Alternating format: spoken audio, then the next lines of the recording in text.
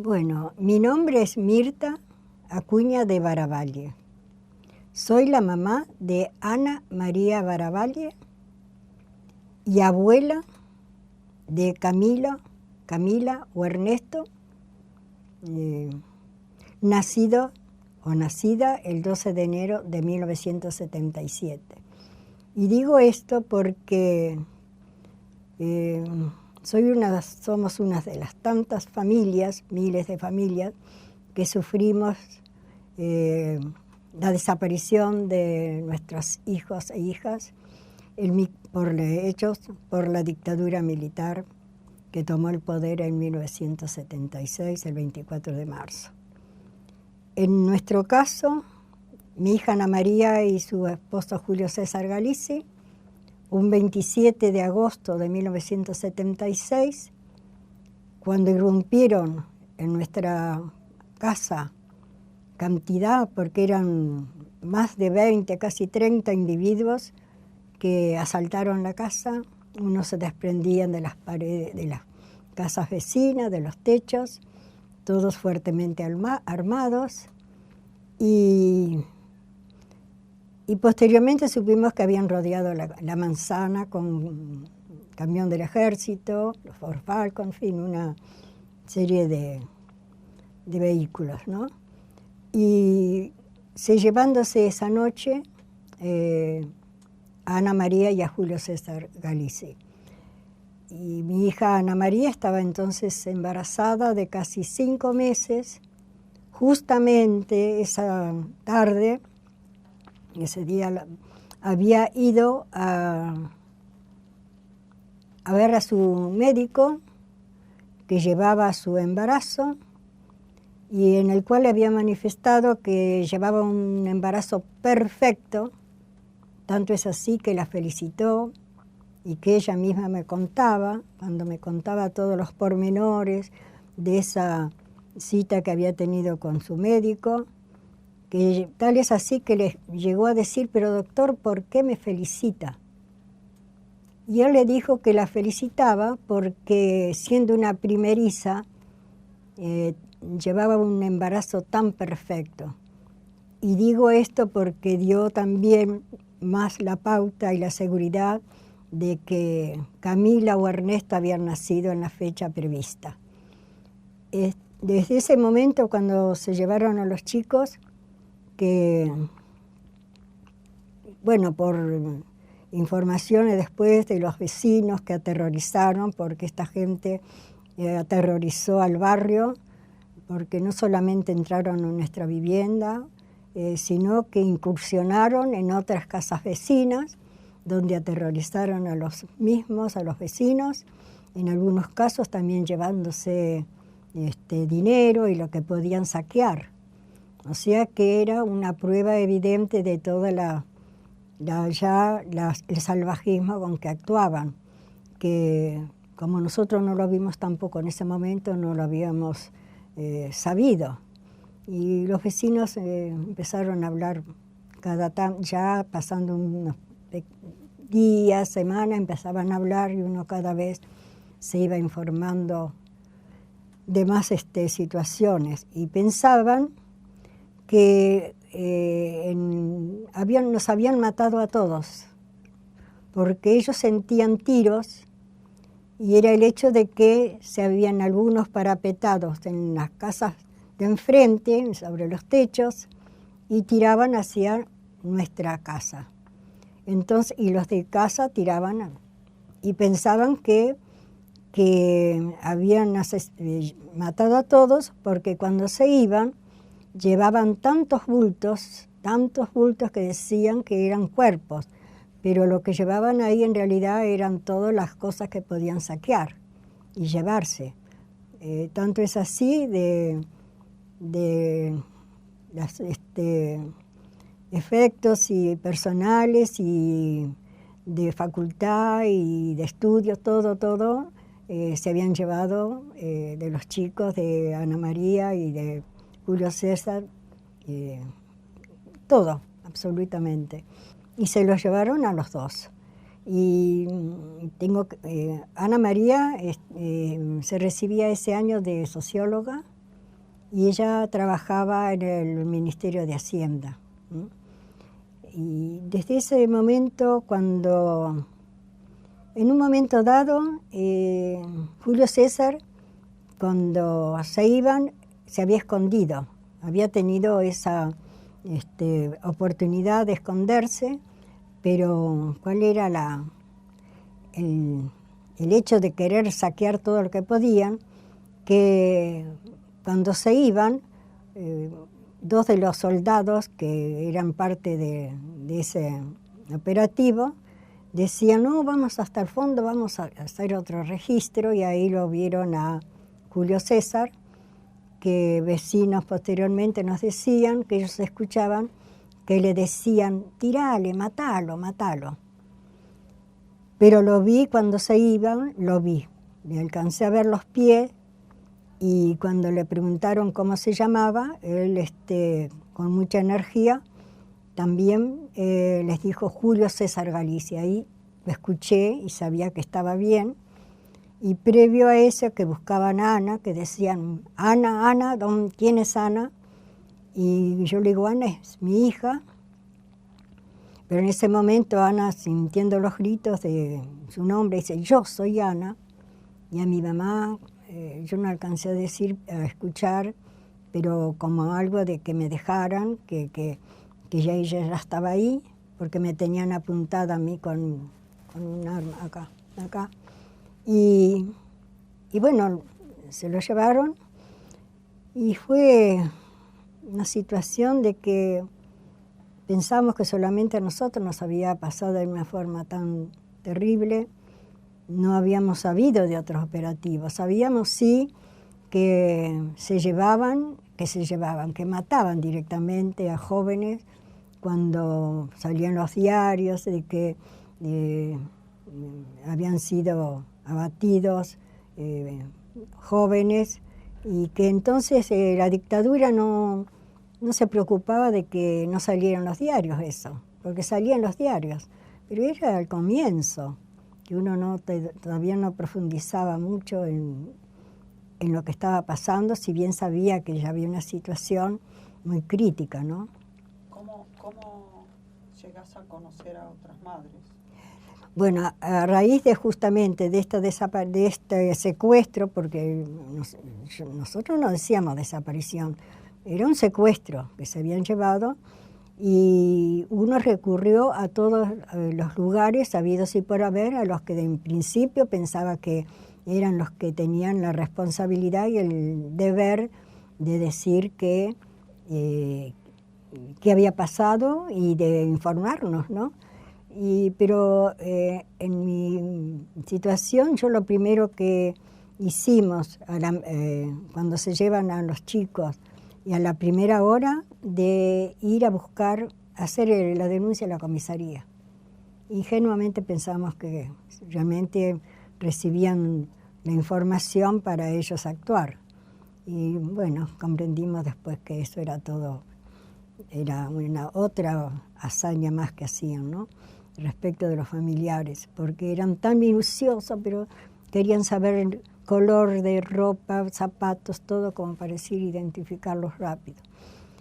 Y ahí fui la primera vez que fui también a buscar ayuda en la iglesia de Lourdes, que fue el mismo sábado, y voy a la iglesia para hacer una misa en el cual, acción de gracias, como para que los chicos aparecieran rápido.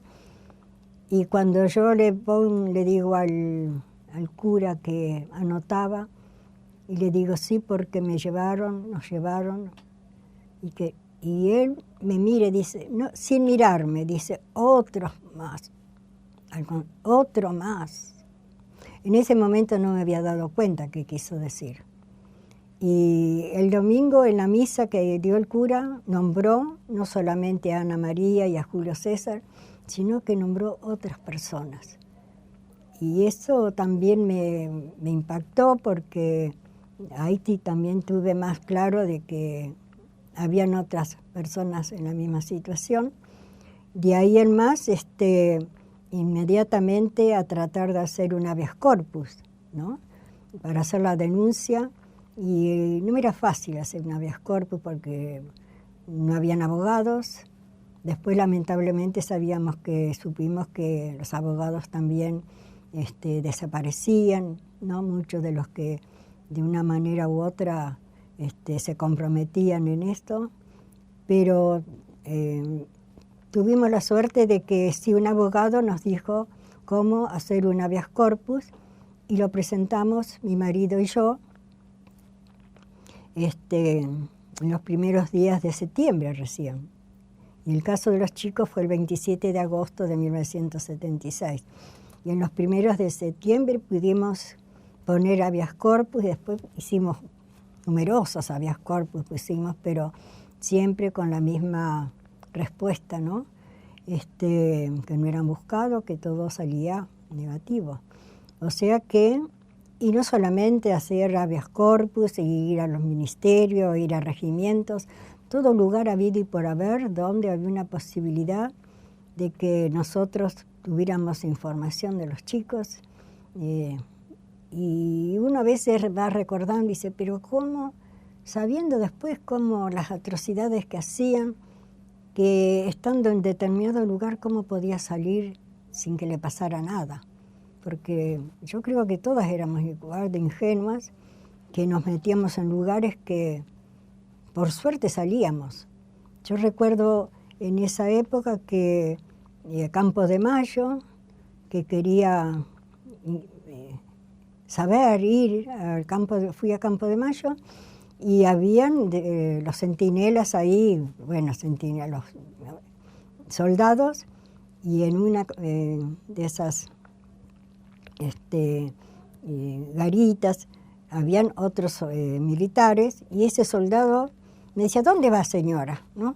Y digo, no, quiero informarme por mi yerno, no dije de mi hija, porque supuestamente en Campo de Mayo no iba a haber mujeres. Y él me dice, bueno, vaya, pero no diga que la dejamos pasar. Y yo me voy al fondo ahí en unas oficinas que habían, nada más que un escritorio. Y el soldado llamaba, venía otro superior, y yo ingenuamente le decía, no, porque a lo mejor acá lo trajeron o vinieron, como que ellos no tenían nada que ver, pero que mi yerno lo había llevado el ejército. Y claro, me miraban como, yo pensaba, pobre mujer, esta no supo dónde vino. Y salía de ahí y sin tener idea del peligro que uno en sus momentos pasaba, ¿no? Era la desesperación de querer saber, en regimientos, todos los regimientos, inclusive distritos militares iba, donde, preguntando por mi yerno, ¿no? Especialmente ahí, y después a nivel internacional, a todos los medios, organismos internacionales, que previamente en los primeros tiempos, yo que todavía no nos habíamos reunido, ¿no? En esos grupos de reclamos en conjunto, yo me había ido a Bolivia para poder de ahí mandar a Naciones Unidas y a esos organismos, la seguridad, y mandar mi testimonio para que llegara. O sea que muchas cosas que en su desconocimiento, pero que había algo tácito que te decía cómo tenías que actuar debido a lo que iba, por ejemplo, todos los días iba devoto yo.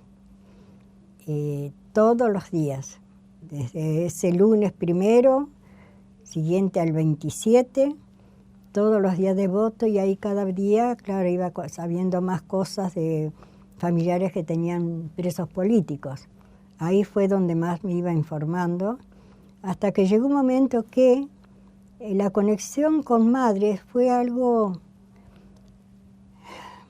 que, increíble. Uno piensa que las cosas se dan porque se tienen que dar así. Cuando íbamos al Ministerio del Interior, habían puesto un sargento un coronel Fernández, en el cual daba información a los familiares, ¿no? Nos íbamos enterando por organismos que nosotros íbamos a consultarlos, que entonces ya estaba la Asamblea Permanente por los Derechos del Hombre, estaba el MED, estaba familiares por detenidos desaparecidos por razones políticas, estaba la Liga por los Derechos del Hombre, el CERPAG, pero el CERPAG nosotros a informaciones no íbamos. O sea que había lugares donde nosotros íbamos a buscar información que ya estaban actuando, ¿no? Y así fue que en esa forma también sabíamos en el ministerio, y un día, que no recuerdo cuándo, pero fue los primeros meses del 77, habrá sido febrero, marzo, tenía cita para ir a ver a ese coronel, que nos daban una tarjeta, ¿no? Y cuando yo entro salía una señora. Y paradita a un costado había otra señora ahí como que esperando algo. Cuando salgo yo, que me atiende este coronel, y salgo, entra otra señora. Ya había visto 3 personas ahí dando vuelta de alguna manera, y cuando salgo, enfrente había otra señora. Y fue algo que cada una, yo creo que, bueno, porque nos identificábamos, no sé, nos mirábamos y sabíamos qué le ocurría, qué estaba pasando esta señora. Y ahí en un momento rápido nos consultamos previamente cada una, ¿qué te dijeron? ¿O qué le dijeron? Porque no nos tuteábamos. ¿Qué le dijeron? No, a mí me dijeron esto. Y todos eran cosas tan ofensivas en algunos casos, ¿no? Con relación a nuestros hijos, que nos dimos cuenta que eran todas cosas que para mantenernos ahí, que íbamos ilusionadas, que nos iban a dar información. Y en ese momento, ese día, que no sé qué fecha era, estuvimos un ratito, mujeres, 5, 6 o 7 mujeres, ¿no? Y enseguida, inmediatamente cruzaron de la casa de gobierno ahí, los soldados, y nos sacaron.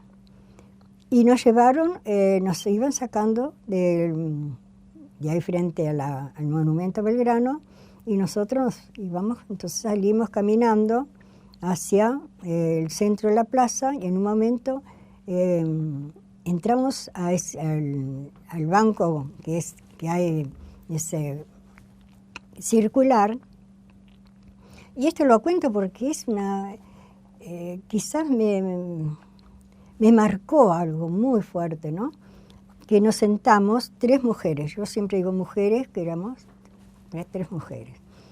Y en el medio había una señora que ella se sienta, pone una bolsita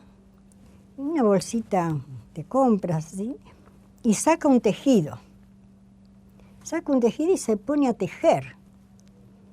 Claro, uno en la situación que estaba, por lo que estaba ahí, y saca un tejido y se pone a tejer. Y así por el hombro me dice, allá vienen. Bueno, dice, nosotros estamos tomando sol, porque 3 nos habíamos sentado acá y 2 de enfrente, ¿no? Vienen los soldados con las itacas, porque eso era común, y nos dicen que no podemos estar ahí sentadas.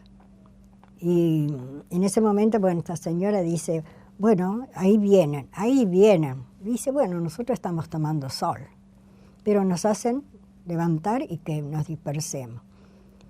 Yo ahora después, esa señora que sacó el tejido era Azucena. Yo en ese momento no sabía que era Azucena. Villaflor de Vicenzo. Que ya de alguna manera habíamos así hablado, pero y que estuvimos, yo la recuerdo porque estuve posteriormente cuando hicieron el Te-Deum en la iglesia de la calle Cabildo, que es la iglesia de los marinos, y que había un Te-Deum, oficiaba el cardenal, acá el monseñor, bueno, uno de esos fatídicos. Y entramos, 3 o 4 señoras ahí, por el costadito, entramos hasta el final, donde ellos estaban ahí arrodillados, eran 3 santos, cada uno en su lugarcito, y salimos enseguida porque insoportable ver eso. Dijimos, bueno, vamos a esperarlos a la afuera. Y bueno, y ahí ya Azucena, cuando ese grupito, dice, bueno, si somos muchos, dice, a lo mejor Videla nos contesta. Y ella fue ahí como que generó esa convocatoria, ¿no? De pensar de que como a cada una de las cosas que nos habían dicho, consideró ella que si éramos muchas o muchas, y se convocaba a los familiares, porque nosotros, ese principio fue así, familiares de detenidos desaparecidos. Pero ¿qué pasó? Que cuando se dio una fecha, ya era Azucena la que también a su vez convocaba con más seguridad, porque uno las convocaba y decía, bueno, mira, a quien en su momento sabía que tenía desaparecido, pero que tampoco uno no tenía mucha, de alguna manera, seguridad de que quién podía ser, ¿no? Y un 30 de abril. Bueno, el 30 de abril se convocaba para estar frente a la Casa de Gobierno, que ser muchos o muchas, y se dio el caso que éramos todas mujeres, sí, pero que no era ni la esposa, ni la hermana de un desaparecido, ni la esposa de un desaparecido, ni la pariente, sino que éramos todas que estábamos buscando a nuestras hijas e hijos. Eso fue así como que surgió, no porque se hubiera dicho, vengan las madres nada más. No. Eso surgió de esa manera, porque eran los familiares que se... Y bueno, ese 30 de abril fuimos las que tuvimos ese encuentro, que fueron 14 mujeres, entre ellas desde luego Azucena Villaflor de Vicenzo, de Vicenti, María Adela Antocólez y sus 3 hermanas, estaba Raquel Arscuchín, estaba Betty Neuhaus, estaba la señora de Caimi, una joven que nunca después vimos, que pensamos que, bueno, no sabemos bien qué ocurrió con ella. Estaba Pepa, desde luego Pepa Noya, y estaba Raquel Mariscurrena, y Delicia Miranda, que fue una madre muy joven, era muy joven esa madre, y su hijo era muy jovencito cuando se lo llevaron, y estuvo al principio, pero ya hace muchos años que no, bueno, esas cosas, ¿no? Y bueno, y estuve yo también en su momento ahí, y éramos 14, espero que... ¿Cariaga? ¿Estaba? ¿Quién? ¿Cariaga? No. Ellos compartieron sí al principio, pero no. Igual, porque yo compartí muchas cosas, tanto con Esther, pero y con Mari Ponce, que hacíamos nuestras recorridas también así en soledad, porque todavía no estábamos agrupadas. Eso fue el 30 de abril.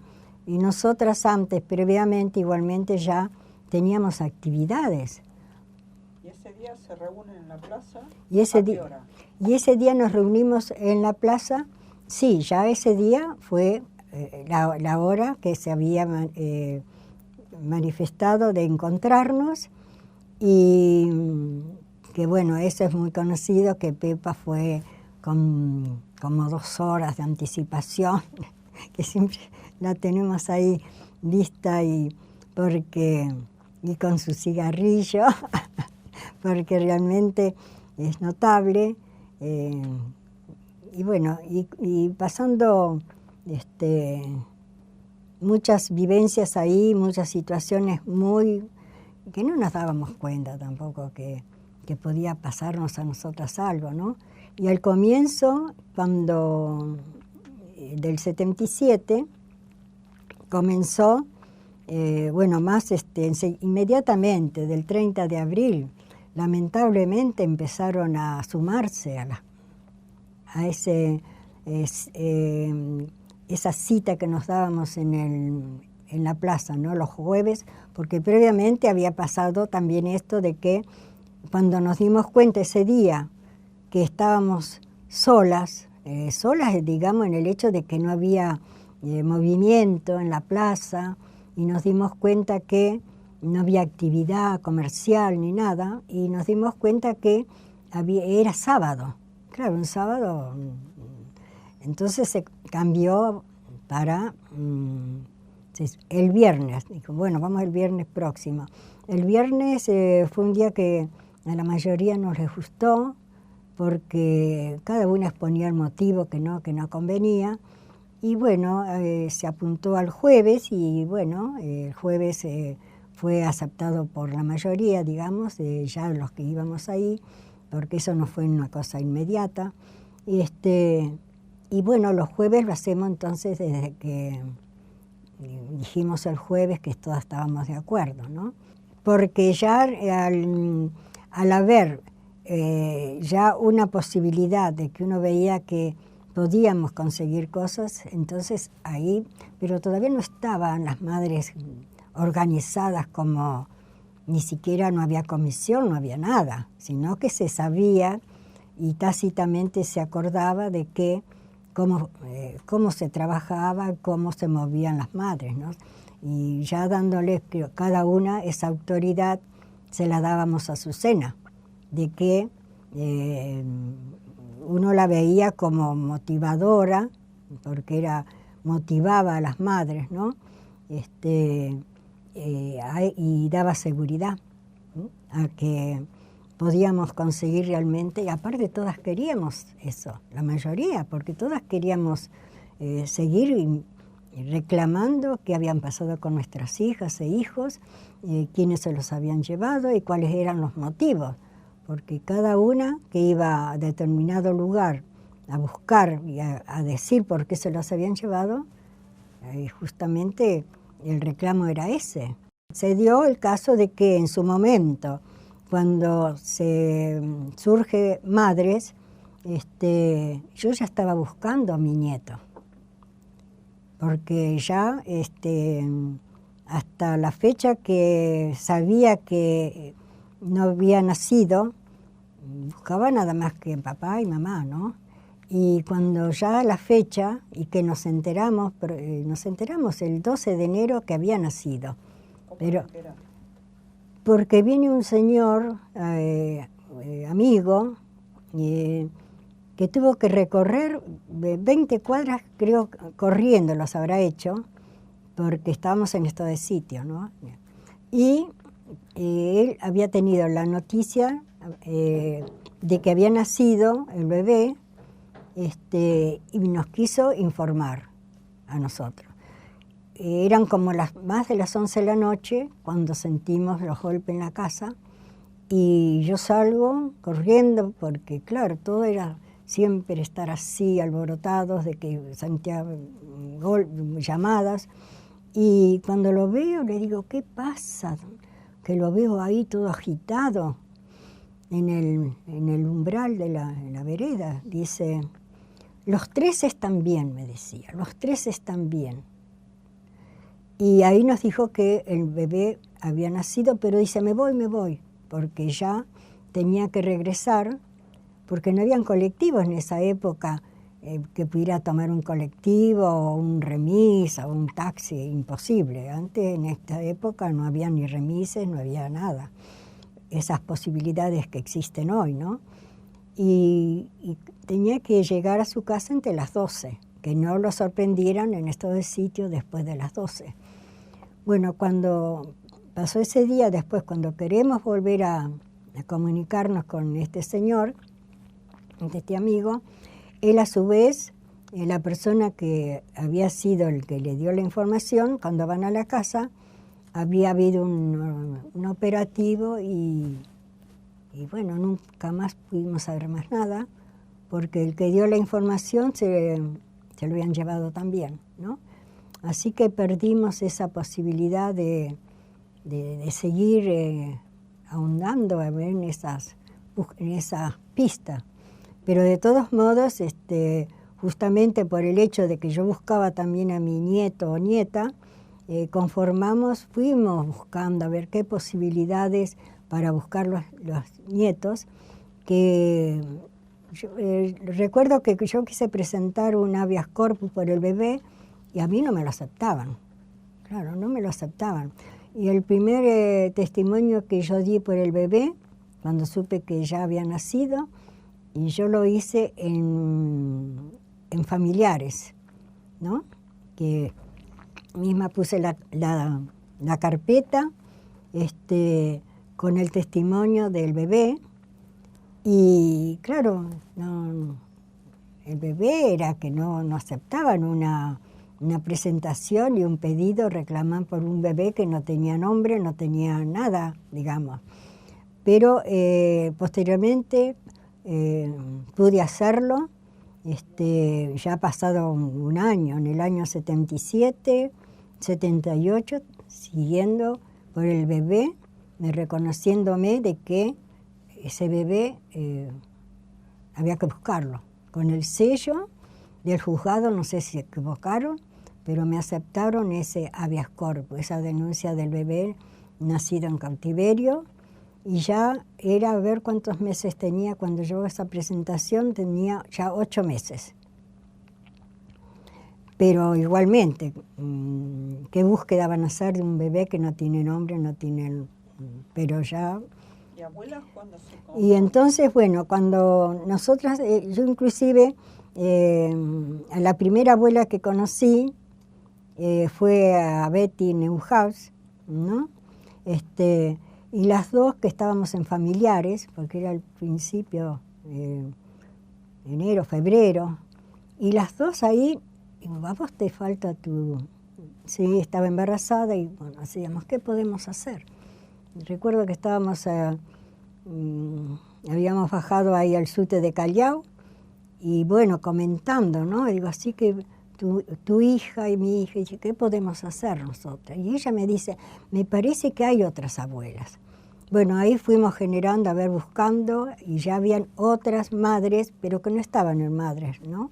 Pero que también, que a su vez, estaban buscando sus nietos. En el caso de Chicha Mariani, que ya buscaba a su bebé, porque nacida, 3 meses nacida, y entonces ya se había formando ese grupo de abuelas, y la primera presentación que hicimos como abuelas de Plaza de Mayo, o sea que yo tenía que buscar adultos y bebés. Los bebés los tenía que buscar en tribunales, casas cunas, lugares donde específicos, ¿no?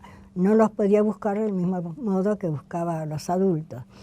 Y en esa conformación de abuelas, que la primera presentación que se hizo fue en la Suprema Corte de Justicia, que entonces estaba el juez Heredia, y era por un bebé nacido, que era Clara Naí Mariani, que tenía 3 meses, y el resto, que éramos 12 abuelas, de 11 bebés, todos nacidos en cautiverio, porque todas las jóvenes que se habían llevado estaban embarazadas y todas ya habían nacido sus bebés también.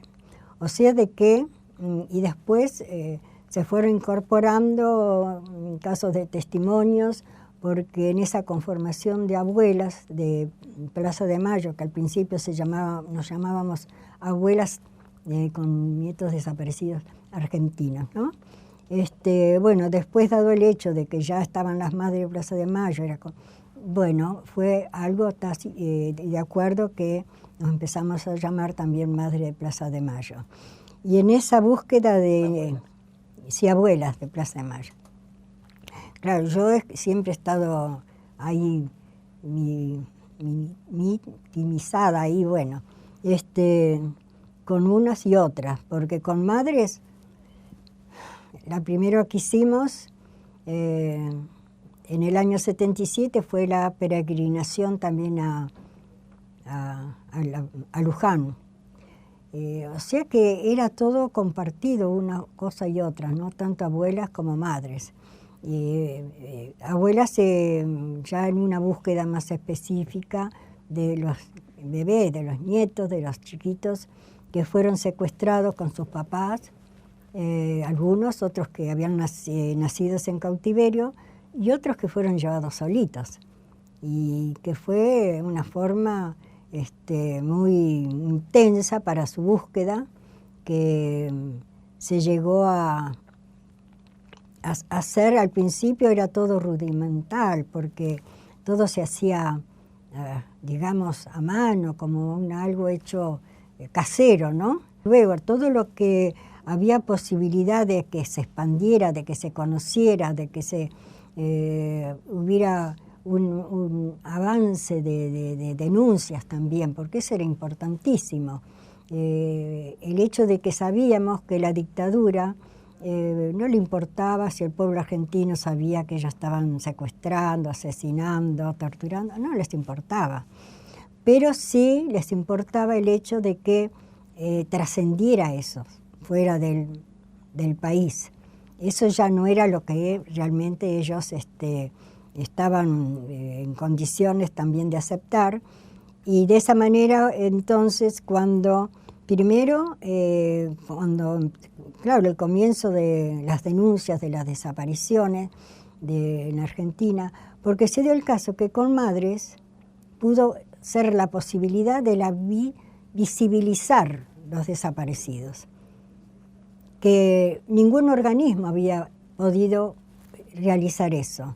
Ellos trabajaban, hacían denuncias de nivel internacional, denuncias, pero era todo como, digamos, de papeles o de comunicación. No había algo que dijera, acá está esto lo que pasa. Y nosotras, con la presencia en la plaza, con las denuncias ahí, nosotros visibilizamos la desaparición. Porque una cosa era verlo en un papel, decir, bueno, sí, lo llevaron, tampoco al principio decíamos desaparecido, ¿no? Y otra cosa estar diciendo, sí, yo soy la mamá y mi hijo me lo llevaron de mi casa, y mi hijo me lo llevaron del trabajo, y mi hijo me lo llevaron de la calle, ¿no? No. Y distinto. Entonces, ahí después que vino la posibilidad para la dictadura, el Mundial de Fútbol. El Mundial de Fútbol fue algo para ellos un salvataje, porque claro, lamentablemente es así. El pueblo es... claro, tampoco no es cuestión de que no llevar la vida de alguna manera inserta en las cosas que mueven a la persona, ¿no? No todos tenían que estar insertos en la incertidumbre, en el dolor, en todas las angustias nuestras. Y en ese momento fue valioso el testimonio de los exiliados en el exterior, ¿no? Claro, porque nosotros sabíamos que justamente los testimonios, que gracias, porque todo después también, todo se junta, ¿no? Un poco de aquí y de allá, los testimonios, las denuncias que hacían los sobrevivientes y los que podían salir exiliados, ¿no? Los que compartieron represión, torturas en los lugares que sabemos, y que ellos, la dictadura, estos genocidas, pensaban que iban a manifestarse cuando los dejaban salir, como contribuyendo a lo que estaba acompañando a la dictadura. Y es debido a esa valentía que tuvieron, ¿no?, de salir y de denunciar, porque siempre estaban en peligro, porque sabemos bien cómo la dictadura mandaba a los secuaces a otros países para vigilar, para hacer, de alguna manera, desaparecer a quienes a ellos les molestaba. ¿Qué pensaban ustedes que podía pasar con los desaparecidos? Claro, nosotros sabíamos bien que esto fue en el Mundial del 78, bueno, fue un boomerang para la dictadura, ¿no? Porque ahí, cuando vinieron cantidad de periodistas extranjeros, no solamente vinieron a cubrir el Mundial, sino también a cubrir la cuestión de los desaparecidos, porque eso era evidente en el sentido que nosotras todas, creo que no sé cuántos testimonios dábamos a escondidas, porque no era tampoco hacerse notar, pero que decíamos así, bueno, en la esquina o en esto, así en voz baja, donde nos podíamos encontrar para dar el testimonio. Y después, como eso no les vino bien, después la cuestión de cuando vino la OEA, ¿no?, que dijeron que vengan, y acá no se violan los derechos humanos. Y bueno, cuando vino, que tomaron testimonio, que en la Avenida de Mayo eran cuadras de familiares que estaban columnados para dar su testimonio, eso era evidente de que ya ellos estaban de alguna manera, pero eran tan soberbios que pensaban que la seguridad la tenían ya absoluta ellos, ¿no? Y ahí cuántos casos que uno a su vez también se encontraba con denuncias, testimonios de otras madres, porque entrábamos de a 5 a dar los testimonios. Y en uno de esos, cuando que yo entré, me tocaba a mí y a otras 4 personas más. En una de ellas estaba Menchu Quesada, no, la hermana, ¿no? Y ahí ella también estaba dando el testimonio de que había encontrado al nieto, porque por medio de la televisión, porque se habían llevado a su hija y con el bebé, con el nene, no era un bebé, era más grandecito, ¿no? Y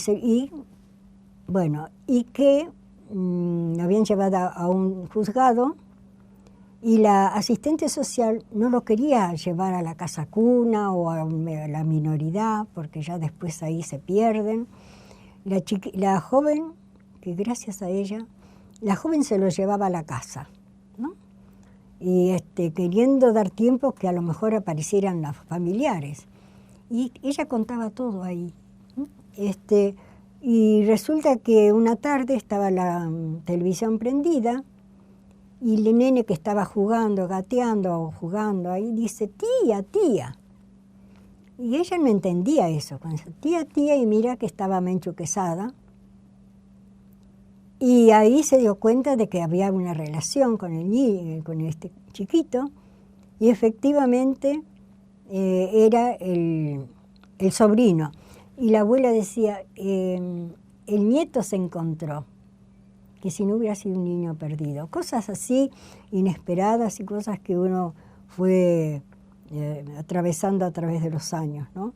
Y que bueno, hay tantas cosas realizadas y para contar y para solamente querer por el hecho de que los 30.000 detenidos desaparecidos que hoy no están, es por el hecho, entre los que está mi hija Ana María y Julio César Galizzi, es por haber querido cambiar un mundo, cambiar un país, ¿no?, donde la marginación donde no hubiera exclusión y la marginación no existiera, donde existiera educación, donde existiera vivienda, trabajo, salud para todos. Eso era lo que soñaban nuestros hijos, nuestras hijas, y en eso estaban cuando se entregaron a esa posibilidad. Como mi hija me decía, en los años 70, o sea que ya hace 40 años, ¿no? Y me decía, mamá, si nosotros no llegamos al pueblo, si no llegamos a que ellos comprendan que tienen derechos fundamentales, que tienen derechos justamente a todo lo que dije ahora, que no tienen que bajar la cabeza, porque dice, nosotros, si no llegamos al pueblo de este país, me decía, dentro de 25, 30 años, de los argentinos no va a haber nada. Y yo le decía, pero Ana, por favor, pero Ana. Dice, sí, porque ahora el poder está en 19 familias en esa época. Y dentro de 25, 30 años, dice, van a ser 3 o 4 los dueños del país. Y yo decía, pero Ana, sí. Y así, no, Argentina. No, dice, el nombre no se lo van a sacar. Eso era y entonces nosotros tenemos esa, más allá que nos mueve el amor, todo lo que representa un hijo para una madre o para el grupo familiar, un hermano, para el hecho de reivindicarlos, que por qué no están. ¿Mm? Claro, yo tengo un reconocimiento al gobierno de Alfonsín, porque es lógico y es natural que uno lo reconozca así, porque fue un gobierno que abrió una posibilidad, desde el hecho de la justicia a los militares, ¿no? Del juicio a los militares, se abrió ese abanico en el cual todo lo que había pasado en el país se conoció, ¿no? Lamentablemente, y que era la esperanza de esa justicia tan anhelada, en el cual nosotros creíamos que, bueno, no solamente que ya íbamos a tener, que era lo principal, tener la respuesta, y pensamos que íbamos a encontrar, a vernos con nuestros hijos e hijas, y eso dio una esperanza muy fuerte, muy fuerte. Lamentablemente después, bueno, vinieron las leyes de punto final y obediencia debida, que todo aquello que era algo grandioso, porque fue en su momento, se vino abajo, ¿no? Pero también hay que darle esa cuota de posibilidades de que los juicios que se están haciendo actualmente, que sigan, y que bueno, toda esa relación después con el indulto de que yo no lo quiero nombrar, pero lo tengo que nombrar para que sepan quién es, Raúl, Carlos Menem, yo ya ni me acuerdo del nombre, por no quererlo nombrar, Menem, que dio el indulto, pero el indulto, entonces, claro, ya todo se fue de alguna manera, fue un descontrol y una forma de retraso, ¿no? En toda esa justicia que tuvimos la suerte, bueno, con otro gobierno, que es lo que corresponde, que un gobierno tiene el derecho de hacer lo que sea necesario para la justicia, para que la justicia actúe. Ninguno puede darle la espalda, y si está en sus manos hacer lo posible para que la justicia actúe como corresponde, es lo que realmente tiene que hacer, y bueno, reconoce, pero sabemos que a veces los giros políticos son también tan importantes y tan, bueno, esquivos, ¿no? Porque a veces se necesitan una decisión política, como en el caso que pasó con el seguimiento de los juicios, que de alguna manera pudo realizarse porque la cuestión de las leyes de punto final, o sea, la impunidad que había, quedó desbaratada. Derogada. Entonces, claro, bienvenidos han sido todos los pasos que se están dando a nivel de lo que pasó en la época de la dictadura, y actualmente uno también espera que los juicios sigan adelante, que todos los veamos en las cárceles comunes, y a perpetuidad, pero también queremos que haya justicia para todos, porque la justicia no está actuando como corresponde en todos los niveles, ¿no? Y que los derechos humanos también sean vistos para todos. En muchos casos uno actualmente también con mucha pena ve cosas que querría que se mejoraran, porque hay situaciones que uno las ve y piensa que los que las están viviendo es muy triste. Y bueno, a ver, uno siempre espera que se corrijan todas las situaciones en las cuales los derechos humanos son violentados, ¿no? Y en ese caso uno va reconociendo y las cosas buenas y las cosas que deben ser mejoradas, ¿no? Muchísimas gracias, Mirta. Y si querés agregar algo más, tenés la libertad de hacerlo. Y si no, decirte que estamos honrados con tu presencia. No, yo me gustaría, desde luego, imagínate cuál es uno dice ambición, no sé, a esta altura, y yo querer abrazar a Camila o a Ernesto para decirles, para comentarles, para que conozcan a sus padres, quién era su madre, cómo era, que yo digo, cómo es Ana María, cómo fue y Julio César. Esa es la ambición, y que ese país que soñaban nuestros hijos e hijas realmente sea posible.